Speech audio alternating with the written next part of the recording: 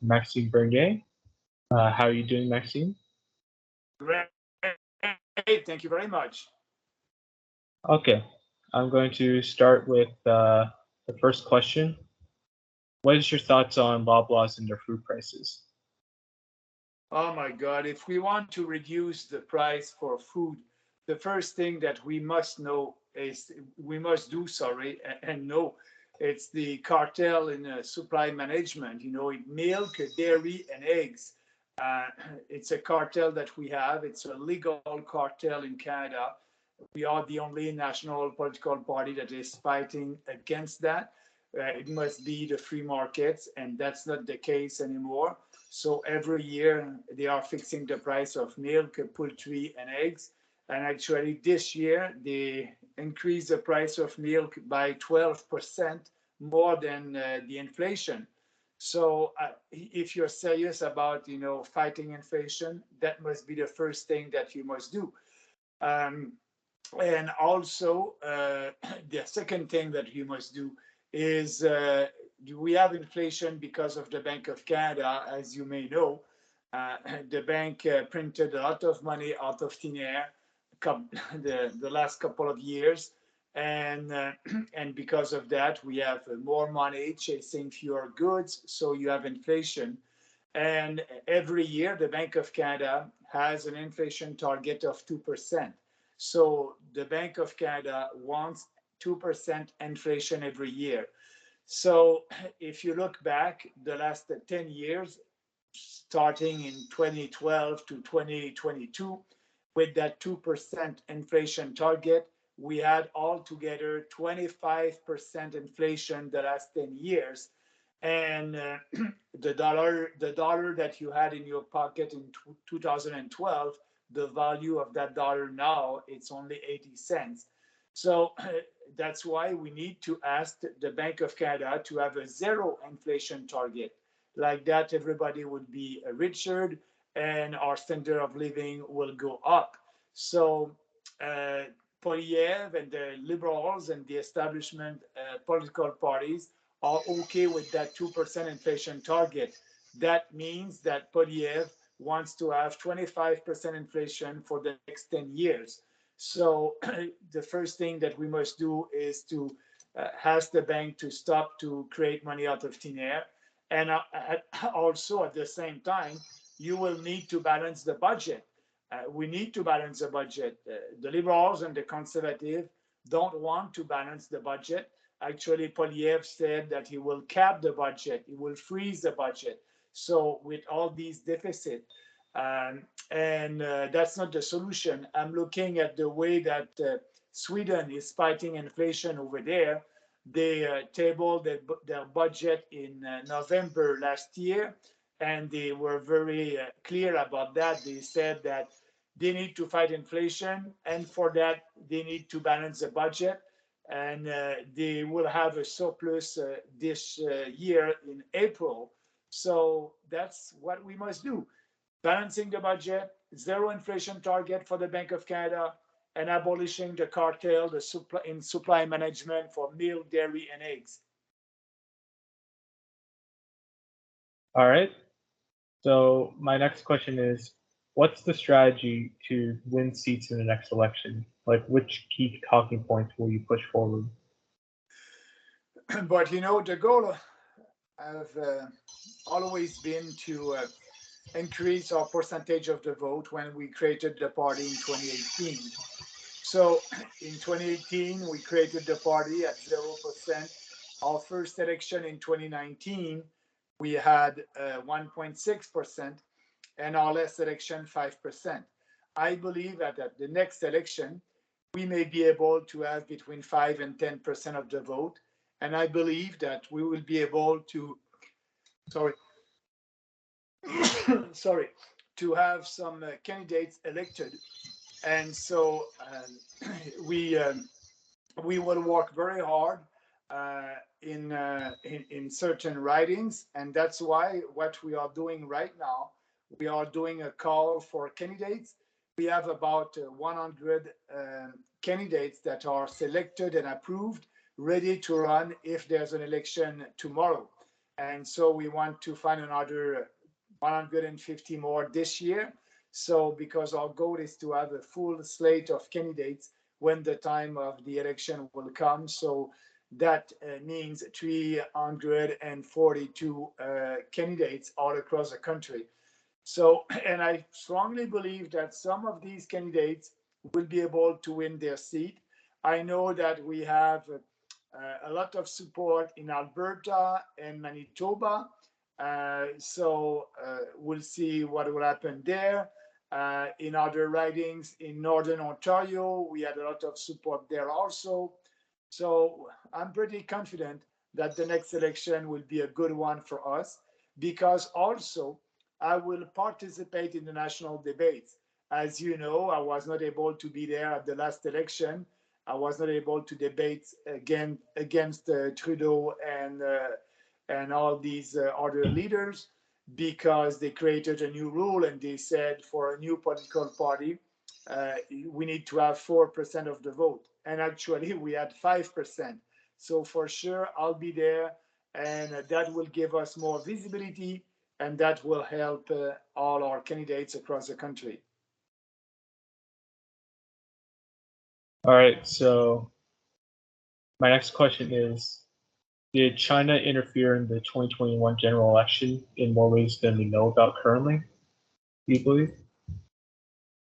Sorry? Do you believe that China interfered in the 2021 general election in more ways than we currently know about? Yeah, I think so. Not only 2021, but also 2019. What we must do, we must have an independent public inquiry about that. It's very important. We must do like Australia did. They had an independent inquiry, public inquiry about it a couple of years ago. And we must do the same thing and try to find a solution because it's not only interfering in our elections, it also, the influence that they have with our universities. Actually, the Communist Party of China is giving money to some of our universities here in Canada. We must question that also.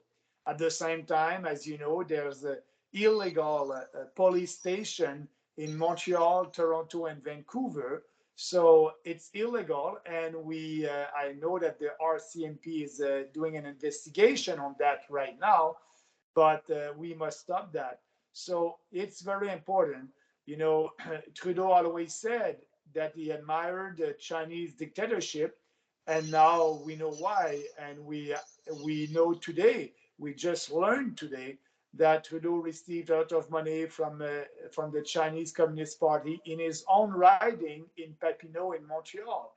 So yes, we need to have a full public independent inquiry on all that.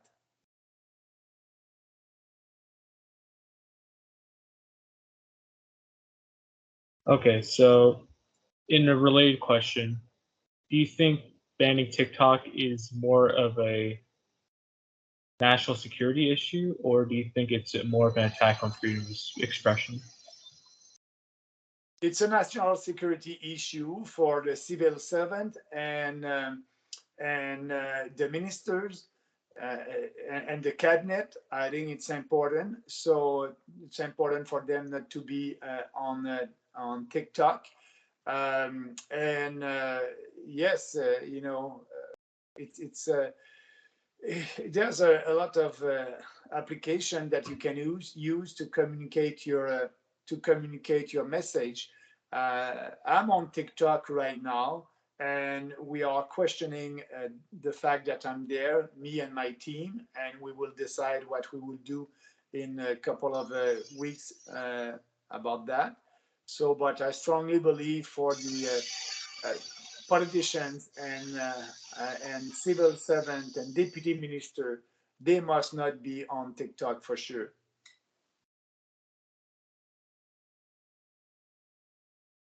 All right, so on a different note, do you think AI's ability to replicate voice and video will be used for nefarious purposes? And if so, what should be done about it?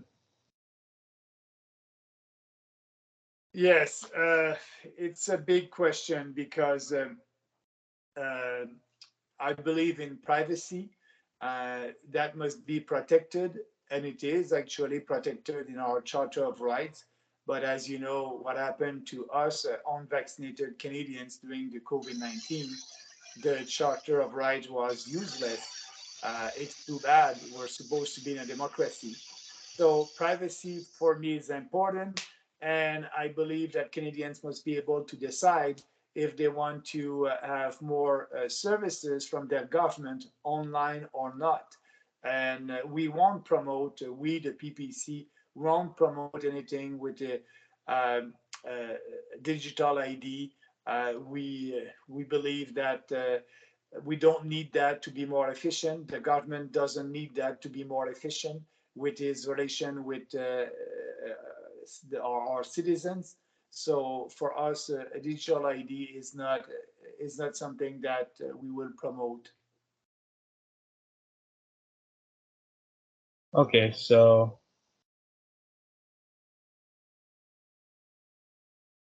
what would your plan, on a different note, what would your plan of action be to handle the Roxham Road crisis?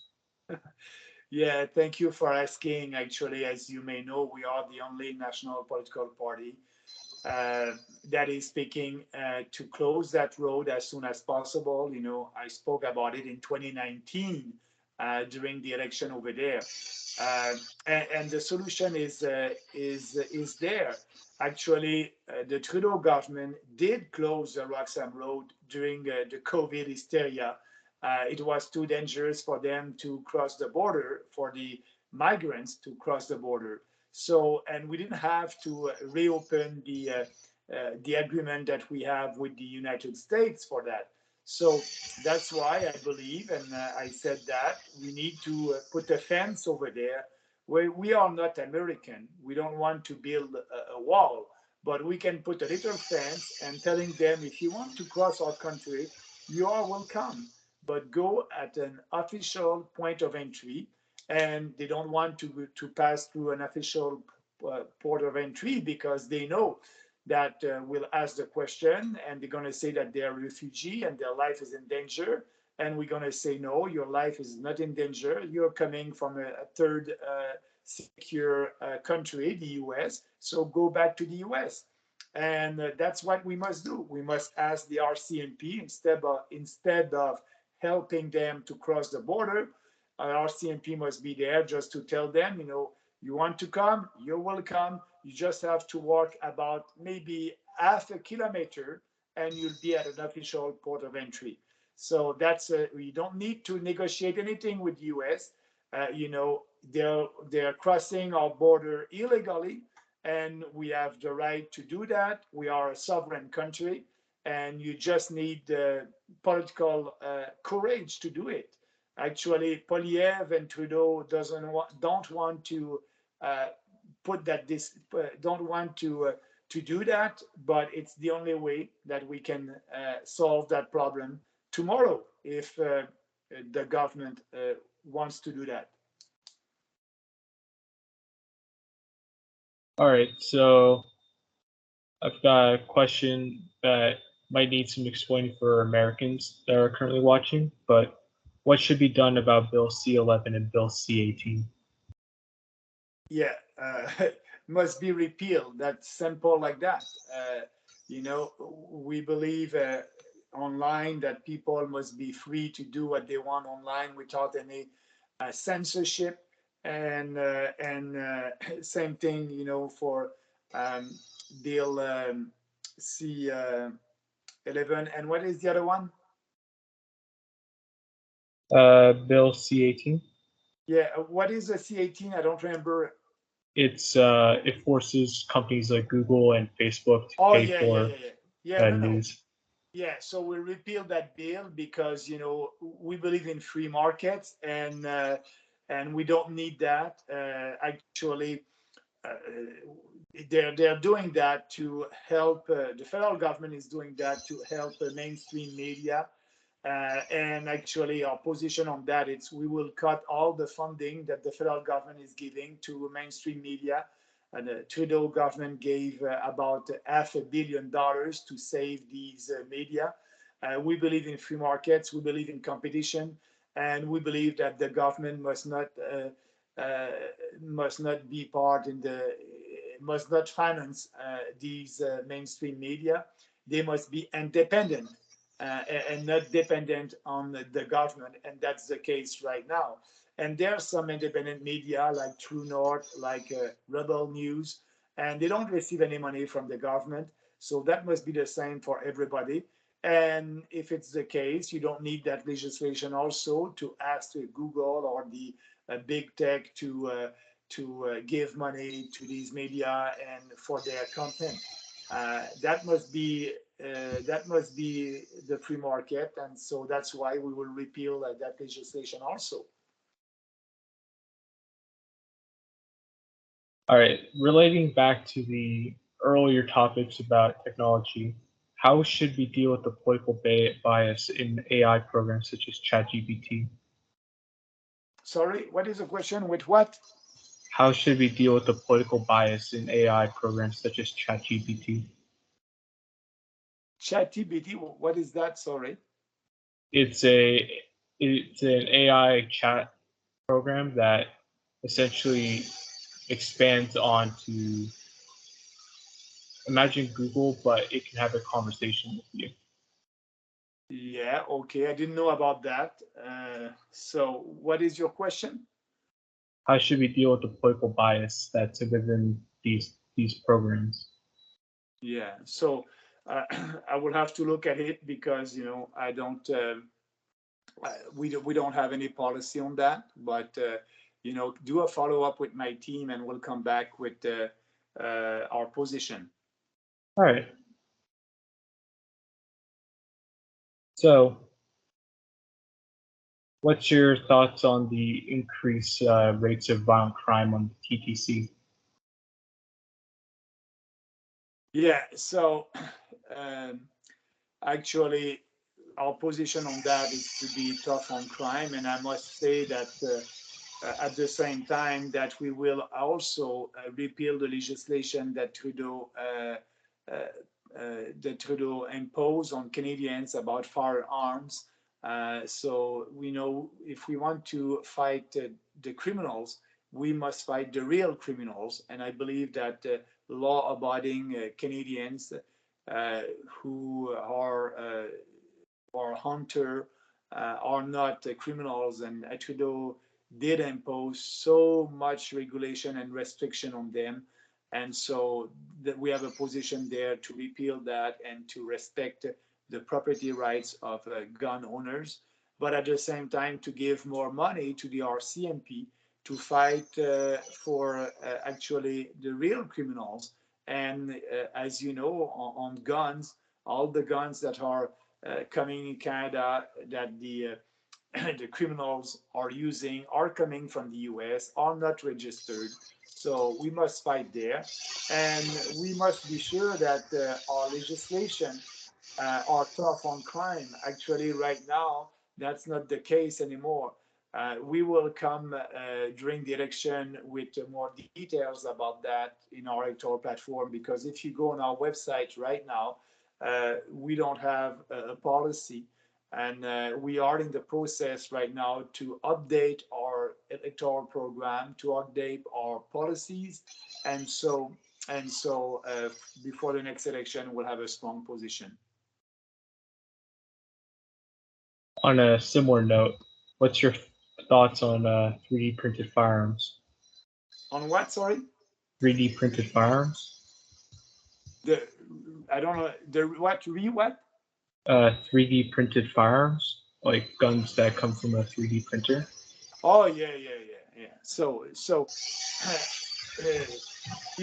the legislation in Canada about guns, it's all about the looks of your gun.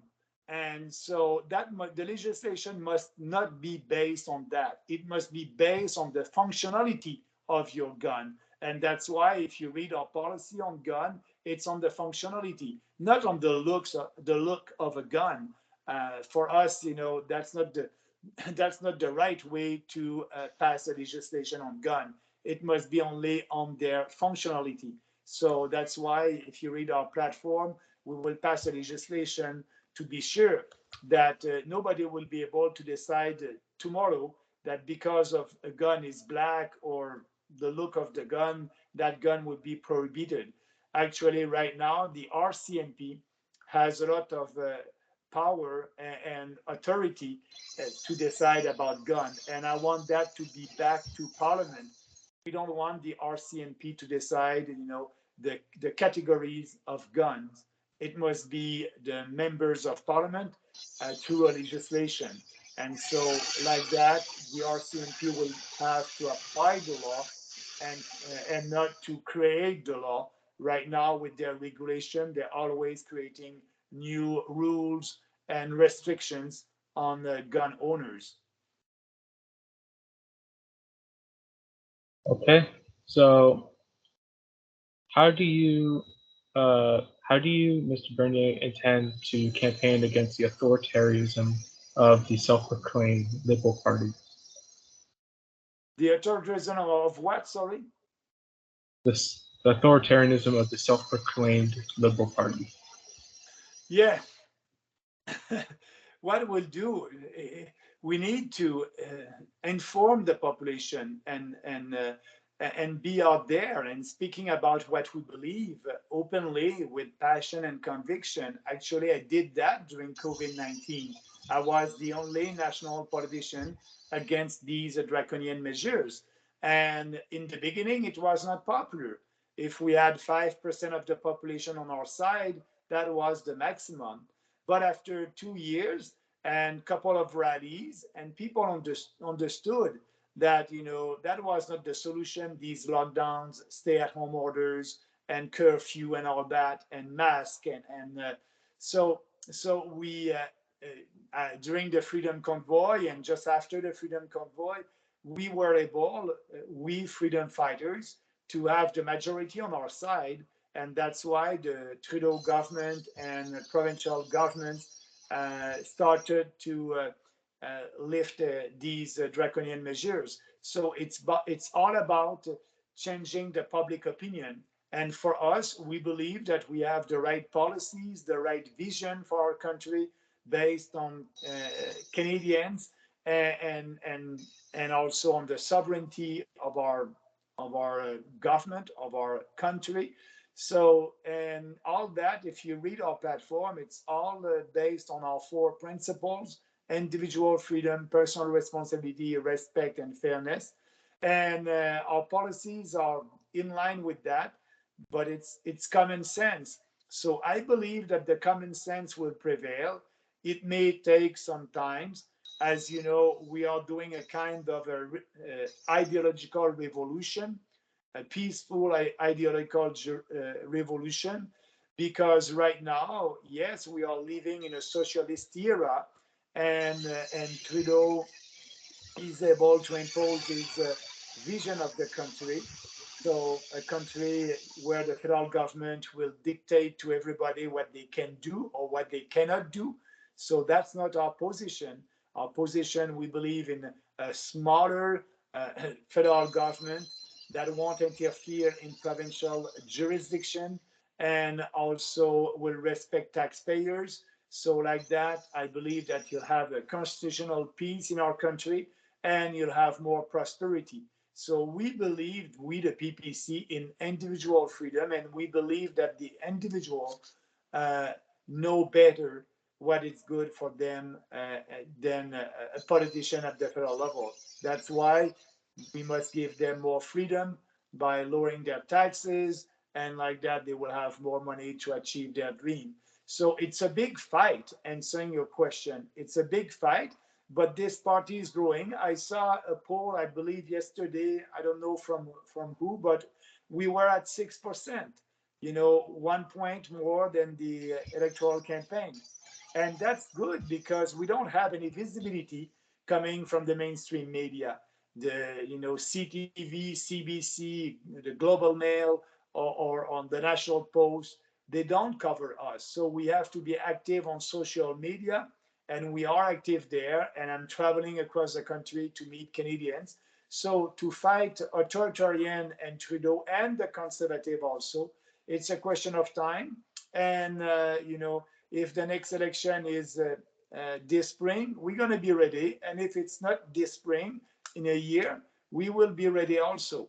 Uh, you know, uh, we it's a different fight because we as a political party, our goal is to appeal to the intelligence of Canadians, not to their emotions, like the Liberals and the Conservatives did, like they did during COVID-19 by using fear and propaganda to change the behavior of Canadians. So they need to go on our website, peoplespartyofcanada.ca, and read our platform. It's all over there.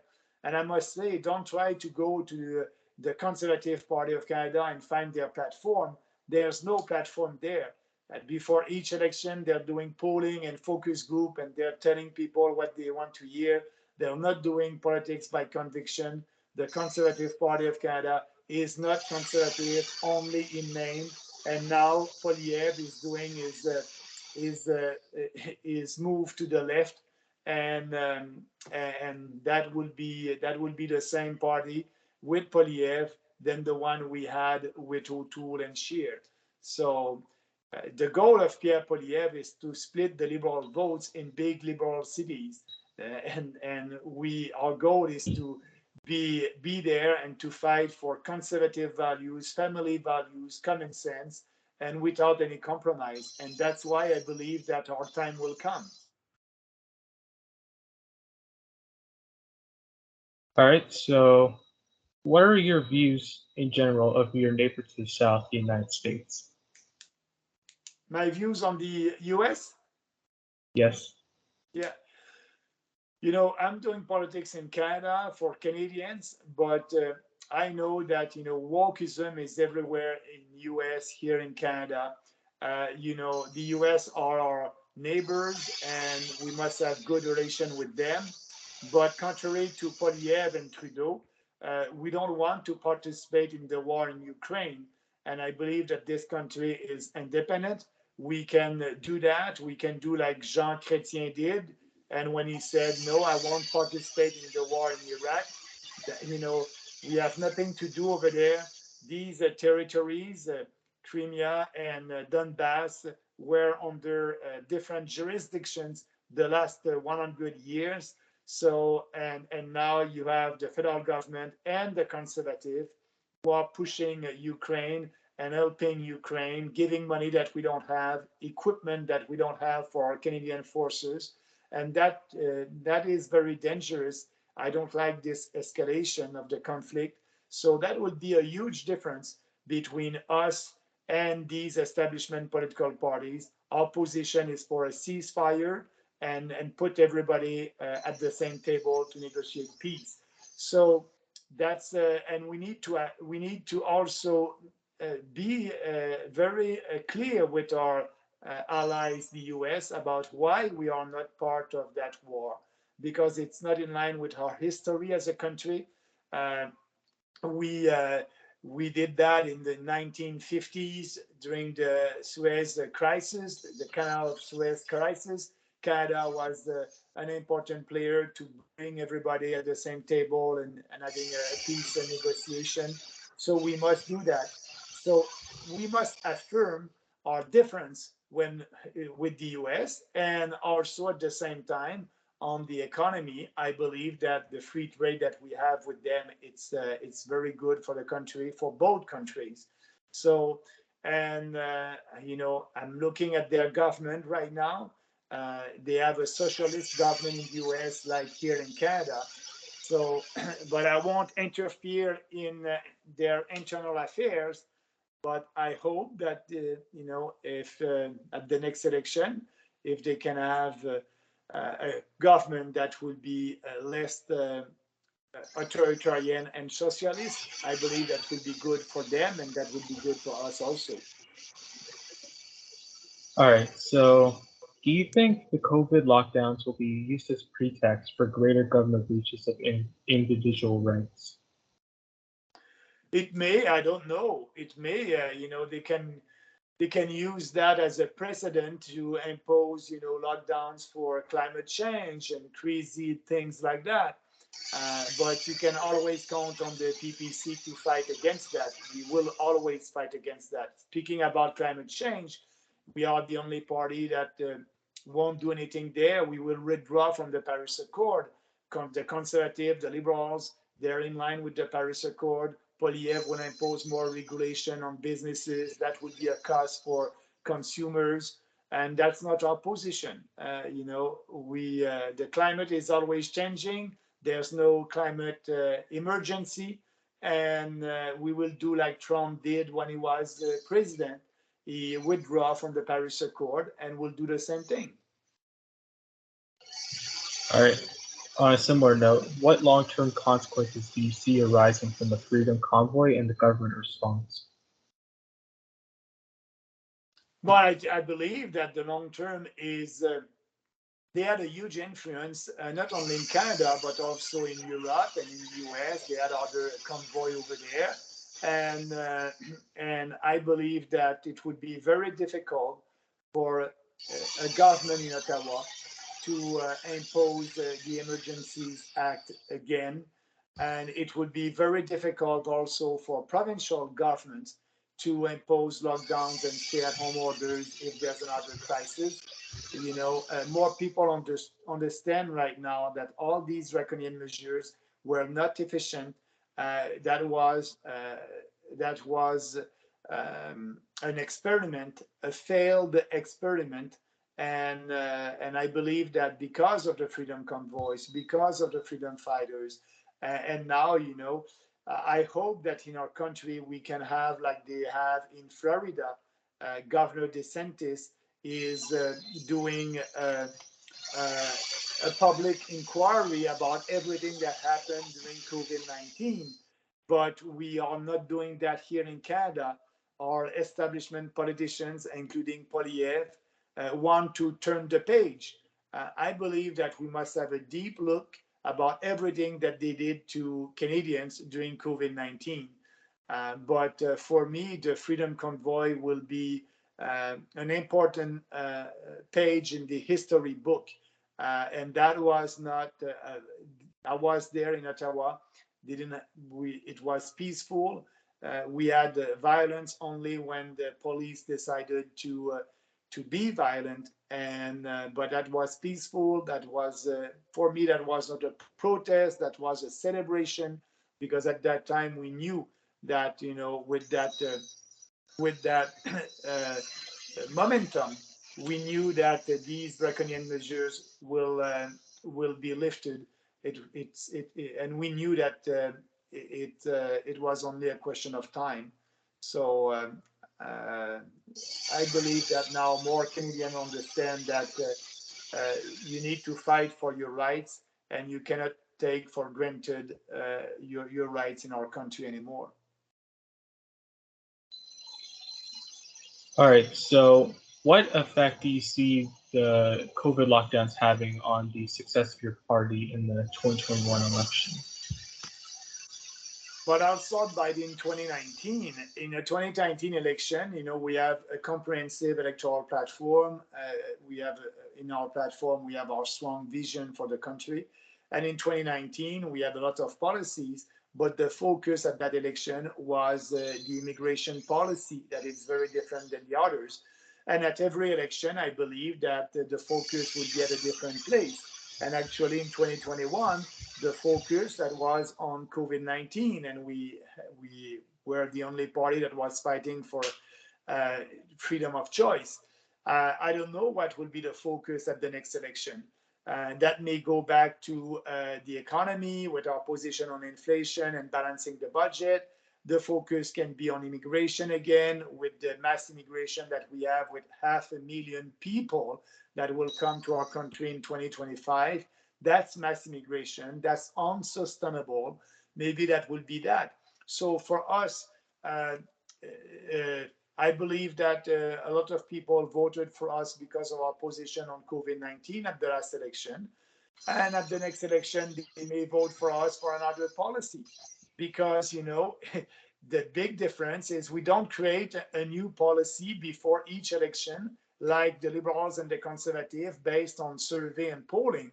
We look what are the challenges that we have as a country, and we have a policy, a public policy for each challenge that we have.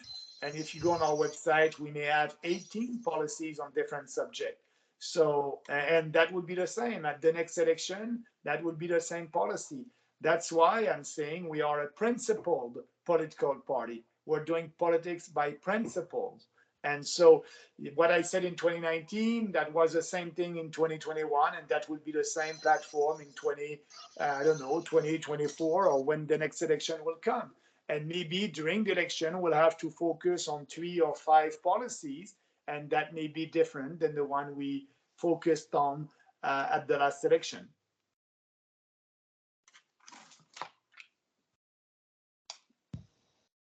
Maybe I have time for 2 more questions. All right.